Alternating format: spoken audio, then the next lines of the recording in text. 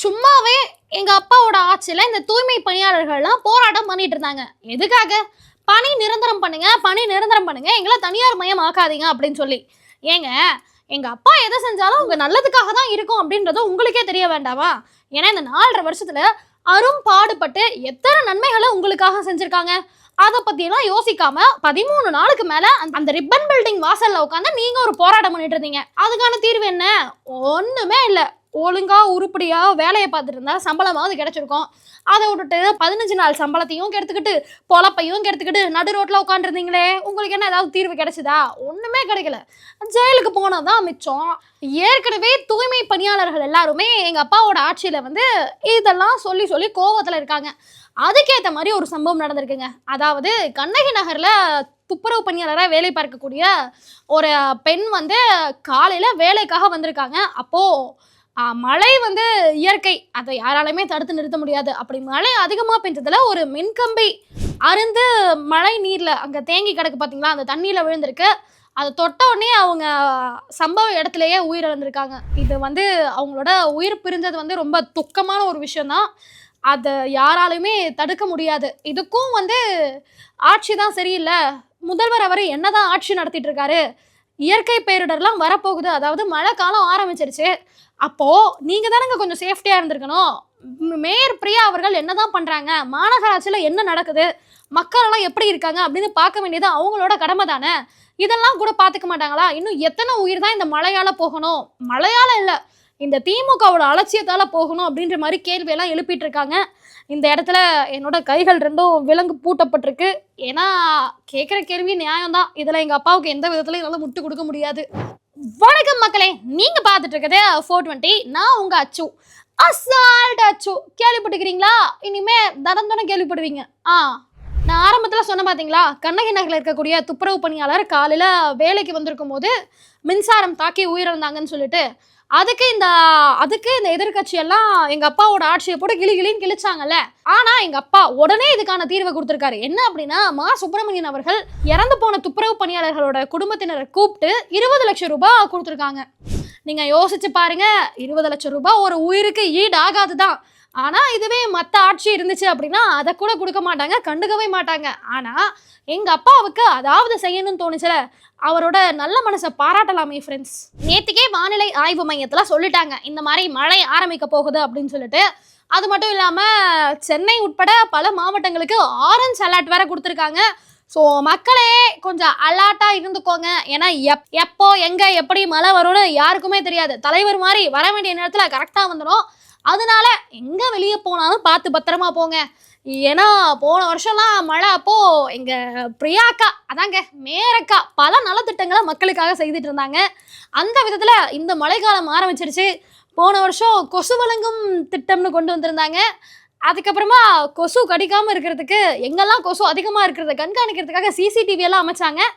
இந்த தடவை என்ன மாதிரியான திட்டம் கொண்டு வர போறாங்க அப்படின்றத தெரிஞ்சுக்கிறதுல உங்க கூட சேர்ந்து நானும் ரொம்பவே ஆர்வமா இருக்கேன். பிரியாக்கா என்ன திட்டம் கொண்டு வர போறீங்க அப்படின்றத கூடிய விரைவில் அறிவிச்சிருங்க. இன்னைக்கு நம்ம ஷோல பொக்கே ஆஃப் த டே யாருக்கு போகுது அப்படின்னா, மக்களுடைய உயிரை கூட பொருட்படுத்தாம அலட்சியமா இருக்காங்க அப்படின்ற மாதிரி ஆட்சியை பார்த்து குறை சொன்னாலும் நிவாரணம்லாம் கொடுத்து எல்லாத்தையுமே ஈடு கட்டிட்டு இருக்காங்க.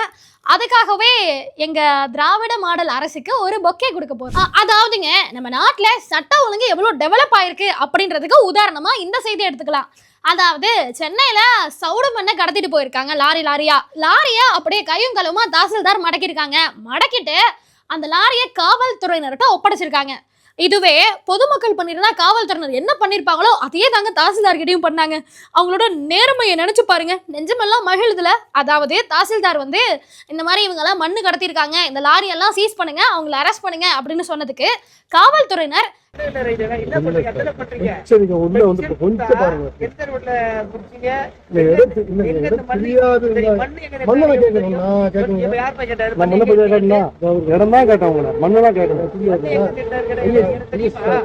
நீங்க உடனே போலீஸ் ஸ்டேஷன் வாங்க சார், ஒரு கம்ப்ளைண்ட் கொடுங்க, நாங்க அரெஸ்ட் பண்ணிடுறோம் அப்படின்னு எவ்வளவு நேர்மையா சொல்லியிருக்காங்க பாருங்களேன். இதுக்கு தாசில்தார் உடனே, ஏங்க தாசில்தார் என்னையே நீங்க போலீஸ் ஸ்டேஷன் வாங்க கம்ப்ளைண்ட் கொடுங்க அப்பதான் அரெஸ்ட் பண்ணுவீங்கன்னு என்கிட்டயே சொல்றீங்க. இதுவே பொதுமக்கள் அவங்களும் இந்த மாதிரி தான் அலக்கழிப்பீங்களா? கையும் காலமா பிடிச்சிருக்காங்க, அவங்க திருடு இருக்காங்க, திருட்டு பசங்க அரெஸ்ட் பண்ணுங்க அப்படின்னு சொல்ல காவல்துறையினர் சட்ட ஒழுங்க நாங்க கடைபிடிப்போம், கடமை தவற மாட்டோம், நீங்க ஸ்டேஷன் வந்து கம்ப்ளைண்ட் கொடுங்க, அப்பதான் அரெஸ்ட் பண்ணுன்னு சொல்லியிருக்காங்க. பாத்தீங்கல்ல எங்க காவலர்களோட நேர்மைய. இதெல்லாம் பார்க்க மாட்டாங்க இந்த எதிர்கட்சிக்காரங்க. உடனே சட்ட ஒழுங்கு சரியில்லை, காவலர்கள்லாம் அராஜகம் பண்றாங்க, காவலர்கள்லாம் லஞ்சம் வாங்குறாங்கன்றாங்க. எவ்வளவு நேர்மையா இருக்காங்க பாத்தீங்கல்ல. தப்பே பண்ணியிருந்தாலும் கூட நீங்க ஸ்டேஷன் வந்து கம்ப்ளைண்ட் பண்ணாதான் நாங்க அரெஸ்ட் பண்ணுவோம், அந்த அளவுக்கு நேர்மையானவங்க. அதாவது மழை காலத்துல மனுஷன் நடந்தாலே தட்டு தடுமாறி கீழே விழுறது அப்படின்றது சகஜமான ஒரு விஷயம் தான். அப்படி இருக்கும்போது பஸ் வண்டி காரெல்லாம் ஏமாத்துறோங்க. திருவள்ளூர் மாவட்டம் பொன்னேரி கிட்ட அரசு பேருந்து போயிருக்கு. அப்போ நிலை தடுமாறி பிரேக் பிடிக்காம அங்க இருக்கக்கூடிய பாலத்தோட எட்ஜ்ல நின்றுருக்கு.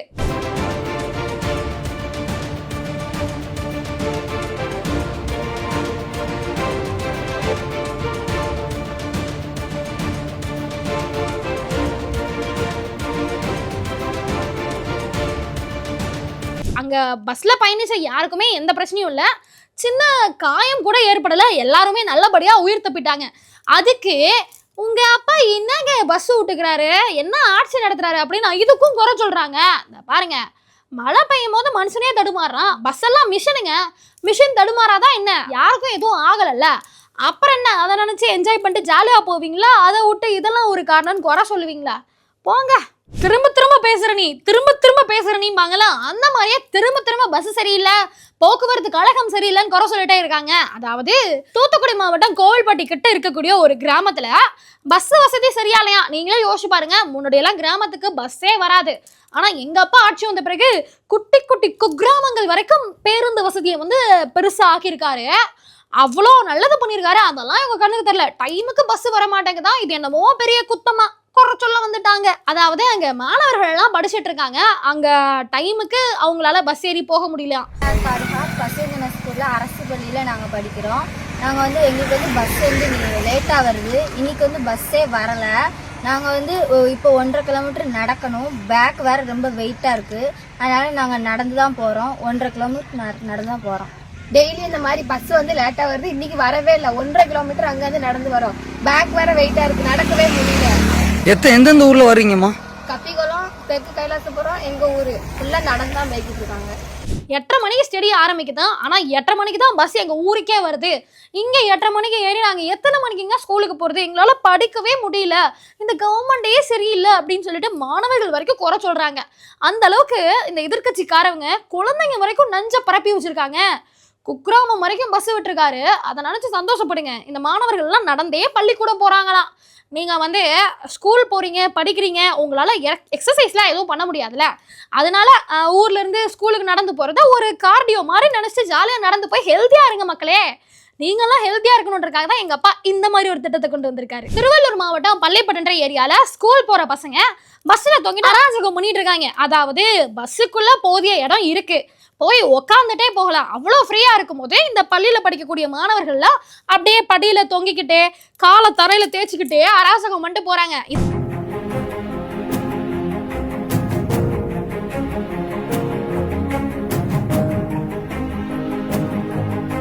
இதெல்லாம் இந்த எதிர்கட்சிக்காரவங்க கண்ணுக்கு தெரியாதுல்ல, இதெல்லாம் கேள்வி கேட்க மாட்டாங்க. இவ்வளோ பஸ் விட்டுருக்காங்க, ஃப்ரீயாக இருக்கு, இதெல்லாம் எதையும் சொல்லாமல் அந்த ஊரில் பஸ் விடலை, இந்த ஊரில் பஸ் இல்லை, இந்த ஊரில் பஸ் விடலை, பஸ்ஸில் பிரேக் பிடிக்க மாட்டேங்குது, பஸ்ஸில் மேற்கூரை பறக்குதுன்னு கம்ப்ளைண்ட்லாம் பண்ணுறீங்கல்ல, பஸ்ஸை விட்டு மாணவர்களே ஒழுங்காக போக மாட்டேங்கிறாங்க அப்படின்றத மாணவர்களையும் கம்ப்ளைண்ட் பண்ணுங்க. என்னத்தை தான் எங்கள் அப்பா போக்குவரத்து துறையை ஒழுங்காக நடத்திட்டு இருந்தாலும் நீங்கள் குறை சொல்ல தான் போகிறீங்க. இதுக்கு எதுக்கு நாங்கள் ஒழுங்காக நடத்தணும், இந்த மாதிரி அராஜகமே பண்ணிட்டு போகிறோம் அப்படின்னு நாங்களே நினைக்கிற அளவுக்கு தாங்க பண்ணுறீங்க நீங்கள். இன்னைக்கு நம்ம சொல்ல மீம் ஆஃப் த டே யார் அப்படின்னா தமிழ்நாடு அரசு போக்குவரத்து துறை. எவ்வளோ நல்லா இருந்தாலுமே இவங்க குறை சொல்லிட்டு தான் இருக்காங்க. ஆனாலும் அவங்களுக்காக நல்ல நல்ல பேருந்துகளை இயக்கக்கூடிய போக்குவரத்து துறை அமைச்சருக்கு தான் இன்னைக்கு மீம் ஆஃப் த டே கொடுக்க போகிறோம். அதாவது இந்த தமிழ்நாட்டுல மக்கள் பண்ணக்கூடிய அராஜகம்லாம் எதிர்கட்சிக்கு தெரியாது, ஆனா எங்க அப்பா பண்ணக்கூடிய அராஜகம் மட்டும்தான் அவருக்கு தெரியுதுல. நல்லதே பண்ணாலும் அது அராஜகம் சொல்றாங்க. அதுக்கேற்ற மாதிரி இப்போ ஒரு சம்பவம் நடந்திருக்கு. என்ன அப்படின்னா திருவள்ளூர் மாவட்டத்துல ஒருத்தர் துண்டக்கான துணியக்காரனும் காவல் நிலையத்துக்கு வந்து என் பொண்டாட்டி பிள்ளைங்க எல்லாம் லார்ஜில் அடைச்சி வச்சிருக்காங்க சார், காப்பாத்துங்க சார் கதறி எழுதிருக்காரு. என்ன எதுன்னு கூப்பிட்டு விசாரிக்கும் போது தான் உண்மையை தெரிஞ்சிருக்கு. என்னன்னா சாய்பாபா வாடகை வீட்டில் குடியிருக்கேன் சார். வீட்டு பிரச்சனைக்கு சார் நான் ஃப்ரெண்ட்ஸுங்களுக்கு கொஞ்சம் சஜஷன் கேட்டு அந்த காசு தேவைப்படுதுன்ட்டு அவங்க அரக்கோணத்தில் இருக்கிற இடத்த ஒரு இடத்த எனக்கு காமிச்சாங்க. அந்த இடத்துல கூட போய் காசு வாங்கி கொடுத்தாங்க. ரூபாய் 50,000 நான் காசு வாங்கினேன் சார். அதில் வந்து வட்டி ஒரு 10,000 பிடிச்சிக்கினாங்க சார். காசு 50,000 வாங்கின 50,000 வந்து வட்டி 10,000 பிடிச்சிக்கினாங்க. பிடிச்சிட்டு அந்த சூரிட்டி கையெழுத்து போட்டாங்க. அந்த புரோக்கர் கமிஷன் சொல்லிட்டு ஒரு 3,500 வாங்கிட்டாங்க சார். அங்கேயும் அவங்க 3,500 வாங்கி மீதி என் குடும்ப சூழ்நிலைக்கோசரம் அந்த இடத்துல போய் வாங்க வேண்டிய நிலைமை வாங்கி நான் ஒரு மாத காலமாக நான் கட்டின்னு தான் சார் வந்தேன். இப்போ எனக்கு டிரைவராக இருக்கிறதுனால எனக்கு ஒரு வாரமாக வேலை இல்லைன்றனால நான் வேலைக்கு போக முடியாத சந்தர்ப்ப சூழ்நிலை என்னால் கட்ட முடியாமல் போயிடுச்சு சார். அதனால நேற்றுக்கு வீட்டாணிக்கு வந்து ஒரு 5-6 பேர் ஆளுங்க வந்து வீடு கதவு உடைச்சி வீட்டில் பூந்து ரொம்ப சித்திரவாதை பண்ணி என்னை எடுத்துமே அரக்கோணம் விஎம்ஆர் லாட்ஜில் வச்சு என்னையும் என் ஒய்ஃப் என் குழந்தைங்க 3 பேர் வச்சு சித்திரவாதை பண்ணி அடிச்சு துன்படுத்திருக்காங்க சார். என்னங்க இவரே யாருக்கு கந்த வட்டிக்கு பணம் வாங்கியிருக்காருங்க, அத வட்டியை தாண்டி கொடுத்துருக்காரு. இன்னும் நீ பணம் கொடுக்கணும் அப்படின்னு சொல்லி அவங்கள ரொம்ப தொந்தரவு பண்ணியிருக்காங்க. இவரு கொடுக்காததால அவரோட மனைவி குழந்தைகளை திருவள்ளூர்ல இருக்கக்கூடிய ஒரு லாட்ஜில் அடைச்சு வச்சுட்டு மிரட்டியிருக்காங்க. யோசிச்சு பாருங்க, அவர் புருஷன் பணம் கொடுக்கல அப்படின்றதுக்காக பொண்டாட்டி பிள்ளைங்கெல்லாம் வச்சு மிரட்டி பணம் வாங்கியிருக்காங்க. இதை பத்தியெல்லாம் எதிர்க்கட்சி பேச மாட்டாங்க. ஏங்க, மக்கள்லாம் அராஜகம் பண்றாங்களே, அதெல்லாம் கேள்வி கேளுங்க. அதை விட்டுட்டு எங்க அப்பா அராஜகம் பண்றாரு, எங்க அப்பா ஆட்சி சரியில்லைன்றீங்களே, என்னத்த சொல்ல. சும்மாவே நம்ம சீமானண்ண இப்பெல்லாம் மனுஷங்க கூட பேசுறத நிறுத்திட்டு ஆடு மாடு கோழி எல்லாத்துக்கூடயும் பேசிட்டு இருந்தாரு. இப்ப ஒரு படி மேல போய் மரம் கூட பேச ஆரம்பிச்சிட்டாரு. இந்த வீடியோவை 2-3 நாளைக்கு முன்னாடியே பார்த்தோம். சரி, எதுக்கு அண்ணன் வழக்கமா பண்றதானே அப்படின்னு கடந்து போயிட்டோம். ஆனா இப்போ செய்தியாளர்கள் அவர்கிட்ட கேட்கும் பொழுது அண்ணன் வியக்க வைக்கிற மாதிரி ஒரு பதில் சொல்லியிருக்காரு. என்ன அப்படின்னா, அது அறிவியலுங்கிறது அறியாம இவங்க பேசுறாங்க. இப்போ ஒரு மாடை கட்டி வச்சுட்டு அதிர்கிற பட்டாசு வெடியை போட்டா என்ன செய்யணும்னு நினைக்கிறீங்க? அத்துக்கிட்டு ஓடும்ல. அப்ப பெரிய வெடியை போட்டா அத்துக்கிட்டு ஓடுற மாடு மெல்லிய இசையை ரசிக்குமா? ரசிக்கும். இது அறிவியல். ஒரு எல்லா அறிஞனும் மரம் செடி கொடிகளோடு பேசுங்கள், அது அந்த ஆண்டு பூக்கிறதும் காய்க்கிறதும் அதிகரிக்கும். ஏங்க, ஆராய்ச்சியாளரே சொல்லியிருக்காங்க, நீங்க மரம் செடி கொடி கூடலாம் பேசுங்க. அப்படி பேசுனீங்க அப்படின்னா நார்மலா ஒரு பூ 2 பூ பூக்கிற இடத்துல 4-5 பூ பூக்கும். நார்மலா 1-2 காய் காய்க்கிற இடத்துல 10-15 காய் காய்க்கும். மரத்துக்கும் மனுஷனுக்கும் ஒரு கனெக்ஷன் இருக்குங்க. இதை அறிவியல் விஞ்ஞானியே சொல்றேன். அதனால நான் பேசுறது ஒன்றும் தப்பு கிடையாது. இதெல்லாம் தெரியாத முட்டா பையதான் அண்ணன் மரத்தோட பேசுறாரு செடியோட பேசுறாருன்னு என்ன வச்சு கலாய்ப்பான். அண்ணன் அறிவுல அப்படிங்க எல்லாமே தெரியும் அப்படின்ற மாதிரி சொல்லியிருக்காரு. எனக்கு தெரிஞ்சு மனுஷங்களை வச்சு இதுக்கப்புறம் அரசியல் பண்ணா நம்ம பொழைக்க முடியாது. அதனால அப்படியே ஆடு மாடு மரம் செடி கொடின்னு அந்த பக்கம் போயிடலாம் அப்படின்ற ஒரு ஐடியா அண்ணன் கையில் எடுத்திருக்காரு போல் இருக்கு. எனிவே, வாழ்த்துக்கள் அண்ணே. இன்னைக்கு நம்ம சொல்ல கொட் ஆஃப் த டே யாருக்கு போக போகுது அப்படின்னா, நம்ம என்ன சொன்னாலும் இந்த தமிழ்நாடு நம்மள நம்பும். எந்த பொய்யாவது சொல்லி தமிழ்நாடு மக்களை ஏமாத்திரலாம் அப்படின்னு உருட்டுன்னு உருட்டிட்டு இருக்க நம்ம சீமான் அண்ணனுக்கு தான் கொட்டை போட போறோம்.